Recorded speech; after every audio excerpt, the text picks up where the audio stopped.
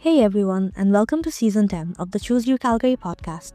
I'm Prithul, your host this season, a third-year student in the Haskell School of Business, and a new co-op student with the undergraduate recruitment team.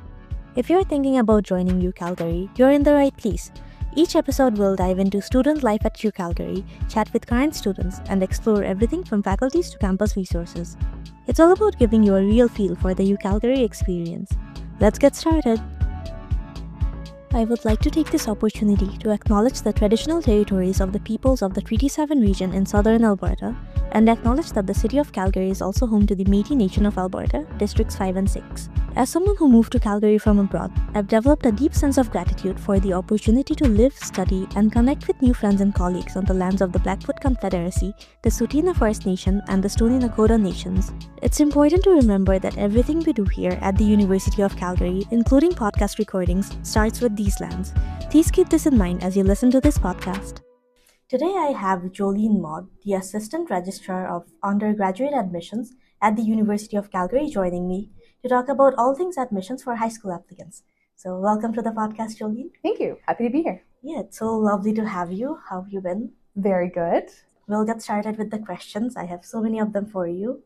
Let's start with the basics. What does the admissions process look like for students applying for fall 2026 for both domestic and international? Yeah, so the application process is quite similar for domestic students and international students.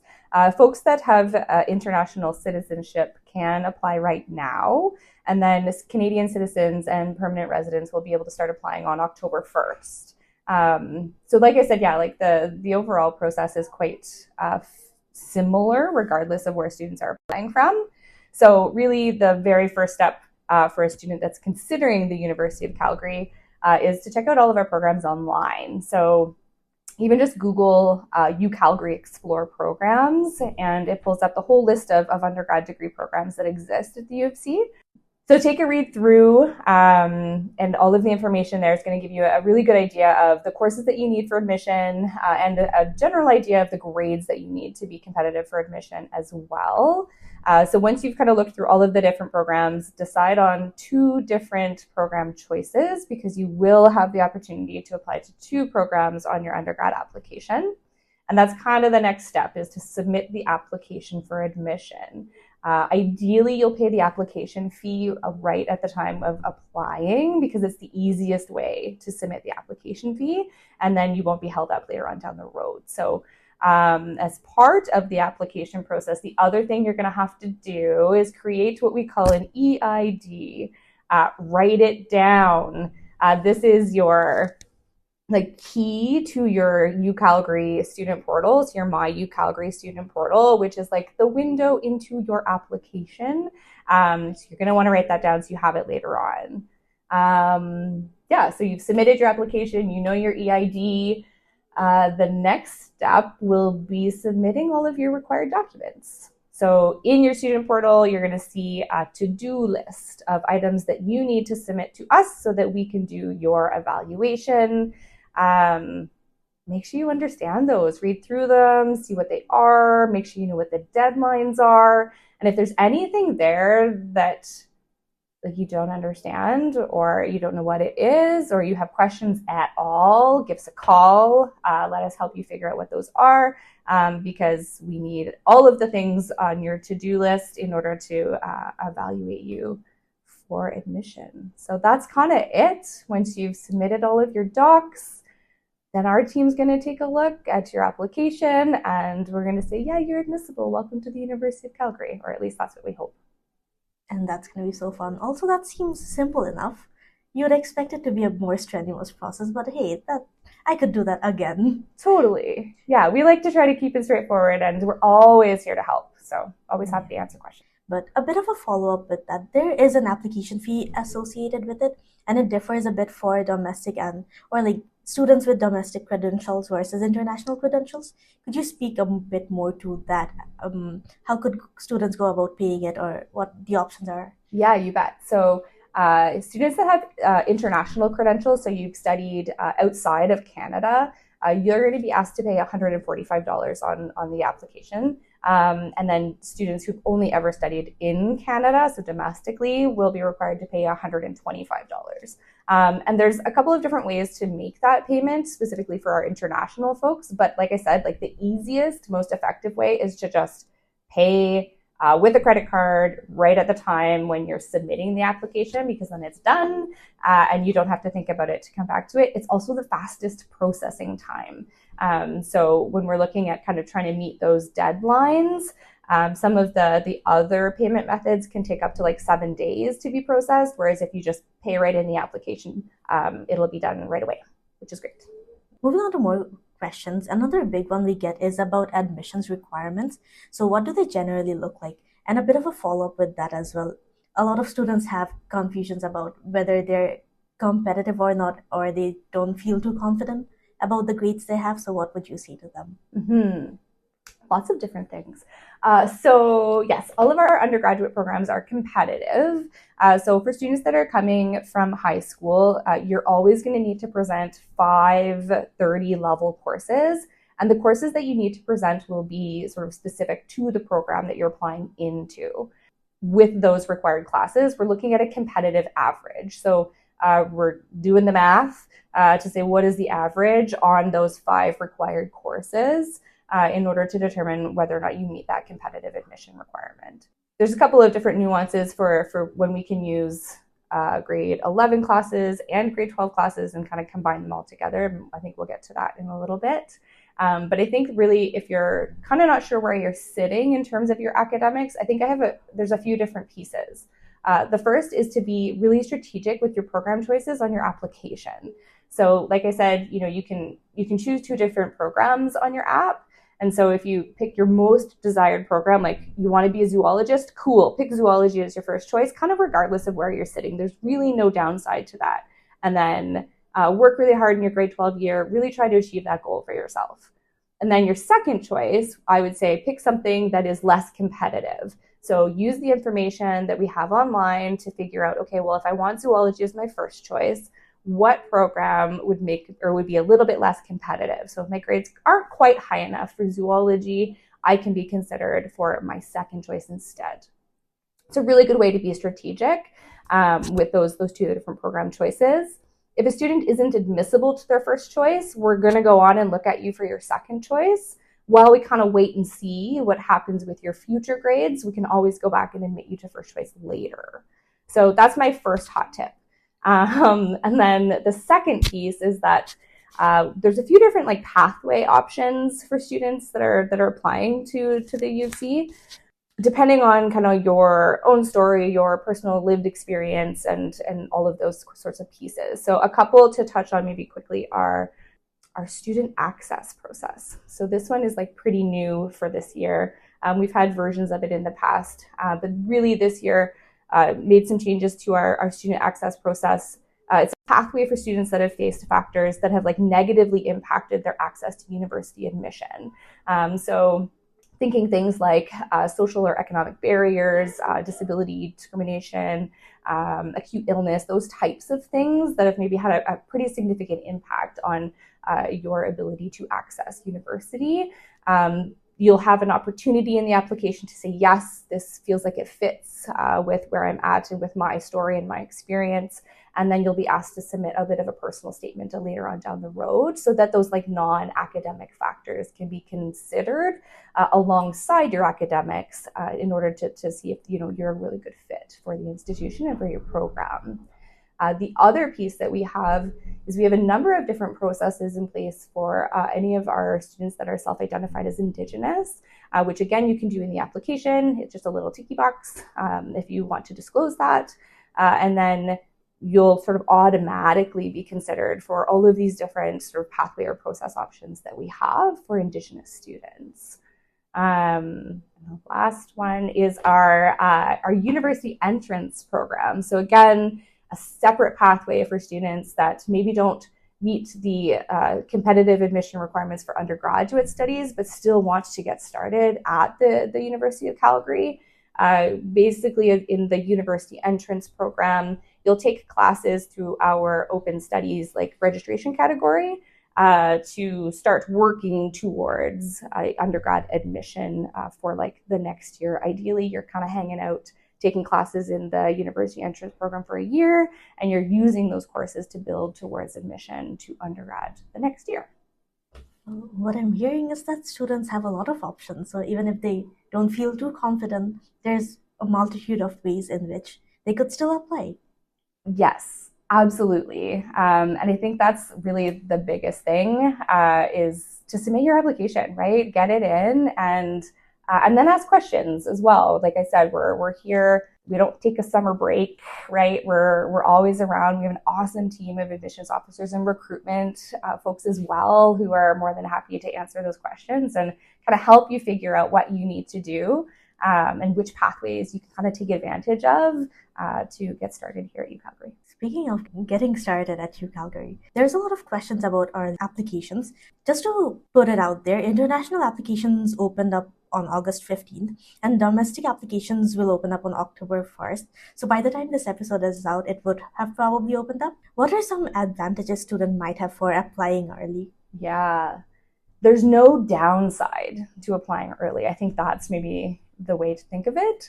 All of our programs are competitive, right? And every year we get more applications than we have seats in programs. So the way that our process works is that we will admit basically as many students as we can until our seats are full. And so if you wait and you don't apply until closer to the application deadline, by the time we get to your file and your application to do that evaluation, you might be competitive, you might be admissible, but all of those seats might be gone. So we want to encourage all of our students to submit your application early, get us all of your documents as soon as you can, because then we can look at your application and we can make a decision sooner rather than later. I think the other piece to applying early is that if there are issues that come up with your application, or there's funny little questions that you have, then you have time to go and ask those questions and connect with us without setting your application back or running the risk of having those programs fill up before you're evaluated. Yeah, so apply early. There's no downside. If you're not admitted in November, once we get your first transcript, it's no problem. We'll kind of just pop your file back into basically a holding pattern until we get those fall term grades, and then we'll look at you again at that point, right? So no downside. Get your app in, pay your app fee, get your documents in. Sooner is better than later for sure. Essentially zero drawbacks and quite a few advantages. Mm-hmm. Are there any necessary distinctions between a regular admission versus an early admission? Not really. So the concept of early or regular admission is really not time-based. There's sort of just these words we've created to determine basically how we're calculating your admission average. So for high school students, when we're thinking about an early admission average, that's really just saying that I'm going to calculate an average for you on 4 classes. Usually they're 4 grade 11 classes because we're starting to do these calculations while you're still in your grade 12 classes. So you might not have any grade 12 grades yet. So we can use 4 grade 11 classes to see if we can admit you on those grades. Now, if you're one of our exceptional students and you've taken a grade 12 class in your grade 11 year, we're going to use that grade 12 class instead of a grade 11 course, but we're still going to use 4 classes to calculate that early average. But we always kind of do both. We'll do an early calculation, and then if you're one of those students that also, has some grade 12 classes completed in grade 11, we're also going to do what we call a standard average, which is a combination of grade 11 and grade 12 classes to 5 classes maximum. And it's always those required courses, right? So whichever the required courses are for admission at the 30 level or the grade 12 level, we're looking for those same classes at the grade 11 level for the most part. Yeah, so I'm not sure if that's more helpful or less clear. But again, apply early. And you don't really have to worry about those things, right? We'll take care of it. It's technical details on the admission side. And you apply, you get us your transcripts, and we will do all of these things on our end to see how we can admit you as soon as we can. Have you wondered what your future at UCalgary could look like? On October 25th, we are opening our doors for Open House 2025. Meet current students, explore programs, and check out more than 40 faculties and services that are here to support your journey. From interactive discovery sessions to campus and residence tours, it's the best way to see what life at UCalgary is all about. Register today at ucalgary.ca/openhouse. We have over 250 programs, which is so many. And students can pick whichever one they want applying, and they can pick 2 even. So with so many choices, how would you recommend future students maybe narrow down their options? Great question. And I think the fact that we have so many programs is so awesome and so exciting, but I fully appreciate that it can also be very overwhelming. So I think to simplify, pick something you're excited about, right? Again, because you have 2 program choices on your application, you can pick whatever you want as your first choice. And then if you're like a little bit thoughtful and you pick something that you know you're going to be admissible to as your second choice, you're setting yourself up to like maybe get into the program that you're like most excited about, but you're also giving yourself the opportunity to get into a second choice if that first choice isn't successful. So I think really it takes some time to look through the Explore Programs page and get a sense of what you're going to study in each of these programs. I think the other piece that is really important for especially our high school applicants to know is like, it doesn't really matter where you start in university. It's not written in stone. So just because you start in anthropology, it doesn't mean you need to graduate from anthropology, right? Statistically, I think it's something like 80% of students will change their program at some point in their university career. And that might mean adding a minor or adding a second major down the road or switching programs altogether. And that's kind of just part of university studies, is that once you get here, you're going to be opened up to a huge breadth of subject areas and fields of study that you've maybe never like even knew existed. And you're going to find these things that you're really excited about. And so you can be a little bit creative with how you create a university degree and a university experience that you are excited about, that's very tailored to you.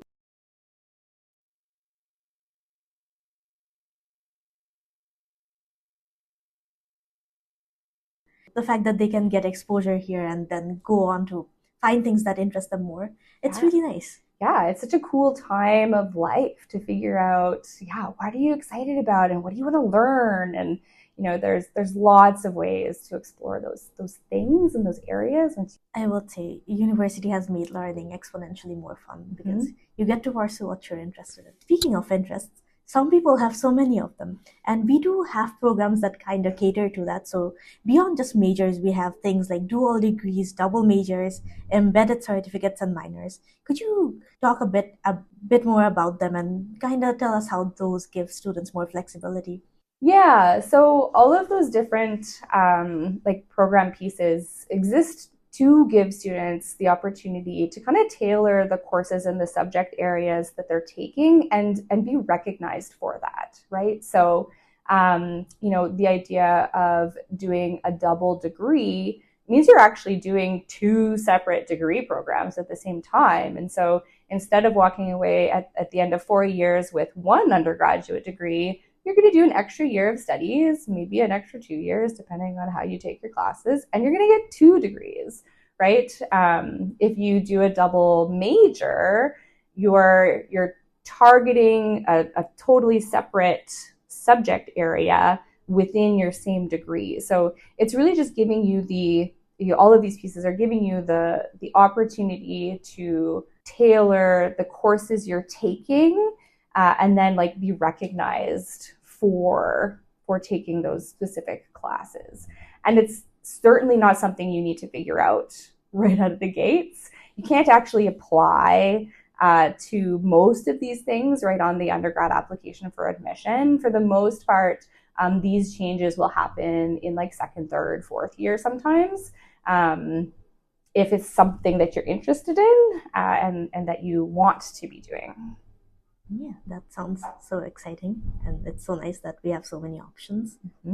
Another question we get from students, and this I really do quite a bit myself, like whenever you're about to hit the submit button for something that you care about a lot, there's always some anxiety attached to it. So say a student hits submit, are there opportunities to change their application after it's been submitted?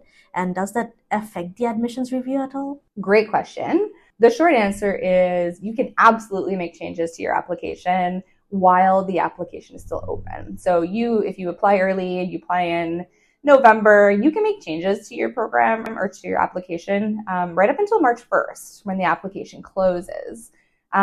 So it's probably an extra reason why you should apply early.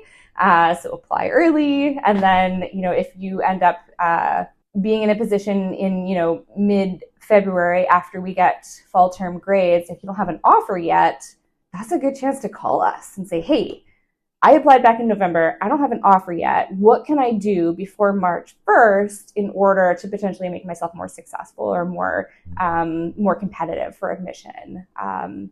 That's an excellent point to apply early so that you have time to make changes. And then the other piece is that if you make changes on your application, it can impact whether or not you kind of maintain an offer. So if you applied early and you got an early offer, that's awesome and fantastic. But if you go in and make changes to your application after that, you're going to lose that offer because your application is going to kind of start over.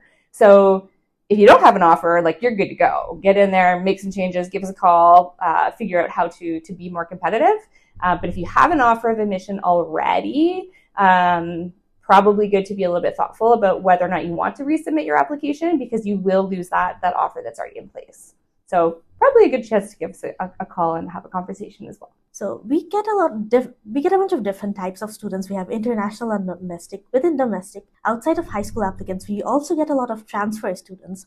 So for students who are in Canadian post-secondaries and have some interest of transferring to UCalgary, what does that process look like? Yeah, the transfer process or transfer applicant process is really similar for high school students.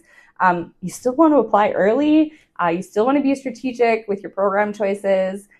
Pay that application fee right in the app, get that in as soon as you can. And then same as high school folks, you're going to need to get us all of the required documents that we ask for.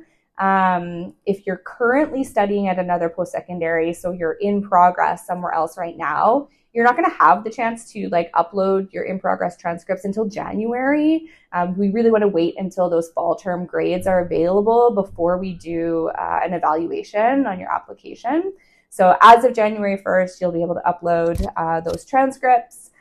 And then the other piece for transfer folks is that sometimes there's to-do items in your student portal that are optional. But a lot of the time, those are really handy to get to us, even if they are optional. So one of them that might come up is course outlines. So for transfer students, when there's post-secondary courses required for admission, sometimes we need to confirm that the courses you took actually meet those admission requirements, and we might ask for a course outline to do that. So if you have any optional items on your to-do list as a transfer student, best to give us a call and just have a conversation with one of our admissions advisors to say, hey, this is on my to-do list. Do you think it's worth it for me to submit? The answer is probably yeah, just get it in, get it submitted, and then we have it if we need to. One of the challenges is that if we get to your evaluation and then it turns out we actually do need that document, we're going to have to flip your application back to incomplete. You're kind of going to go to the end of the line in terms of an eval, right? So if we ask for something, get it in or give us a call for clarity, and then that'll just kind of speed up the efficiency and also the time to decision for you. So once again, apply early. That's right. That's the main takeaway for most of our points. Yes. This year, there has been some changes to the nursing program, which is always a very popular option for so many students. Could you tell us a bit about what's new and what future students should maybe know when they're applying? Yeah, so this year nursing is changing how they're evaluating students for admission. Instead of just looking for the most competitive applicants and those really high average students, they're changing to a lottery process. So essentially, any student that meets the competitive lottery threshold, so they have all of the required courses and the required average or GPA, they're going to be entered into this like lottery pool, and they're going to have the same chance of gaining admission as everybody else in that pool. So students will be randomly selected from within that admission pool. So in terms of what students need to know and what students need to do, it's kind of the same thing. Apply early and get us your documents early, and then we'll sort of take care of the rest. So for high school students specifically, the very first lottery selection is going to happen sometime in November. But in order to be reviewed to be considered in that first round, we need all of your documents. So this is your application fee, all of the transcripts and documents that we've asked for in your to-do list. They have to be submitted to us by November 1st. And so that means application fee received and posted to your student record by November 1st. And then if we have everything by November 1, we'll take a look and a review to make sure you have the right courses and the right average. And if you do, you'll go into this first lottery. And anybody that enters the first lottery, because they've met the competitive lottery threshold, if you're not selected in that first round, you're going to sort of automatically be entered into every round afterwards. So again, if you apply early, that gives you more opportunity to be selected in the lottery, so long as you actually are competitive and you meet those requirements right out of the gates. That's so cool. And I feel like that makes the program maybe quite a bit more accessible to so many more students who maybe had worries about their grades or thought they weren't competitive enough. So yeah. Yeah, it's a really cool approach. It's something that hasn't been done, but the idea is to make nursing, the field of nursing and the profession of nursing, more accessible to students who are really qualified and will be excellent nurses, and maybe just don't have those grades in the 90s, right? So that's the goal, and we're really excited to make it happen this year, and really eager to see how many students we get applying and see how it all works. Yeah, that's so exciting. Okay, I have one last question for you, and I think it's a pretty fun one. If you could give one piece of advice to a future student who is applying this year, what would it be? Wouldn't you be surprised if I said apply early? Well, that's a great advice. Yeah, I think that's a big one. I think, like I said, the earlier you get everything in, it just gives us more time to work through anything that comes up or any of your questions. I think it eases some of that nervousness and overwhelm to give yourself that space to make different decisions and changes if needed. Our team is really excited to get started with the fall 2026 cycle, and we'd love nothing more than to be able to admit students and to do it sooner rather than later. And yeah, applying early just gives us a little bit more time to walk through any of the issues that might come up along the way and answer all of your questions and all of those pieces. I also think so maybe two pieces of advice, if I may, to be thoughtful and a little bit strategic about what programs you're choosing on the app, because there is always that second choice. And so even if you don't get into the program you're most excited about, we want to be able to admit you into something to get you started at UCalgary. I think the idea of starting somewhere and then figuring out where you want to go once you're here is a super valid option. And I think it's something that I kind of wish students knew a little bit more, is that it's not written in stone and there's so many opportunities to move around once you get in. I think it's more about starting something, rather than starting the thing, right? So get here, get in, and start something. Start something. Hey, start your application. That's right. something. That is something, yes. Yeah. October 1. October 1 for domestic and international. I mean, it would be October 1 by that. So just start applying. But yeah, I think that's all the questions I had for our future, on behalf of our future students, and also future students. If you're listening and if you have any questions, you can always reach out to us through our emails, socials. Yeah, thank you so much for joining me. It was so lovely talking to you and learning more about the admissions process.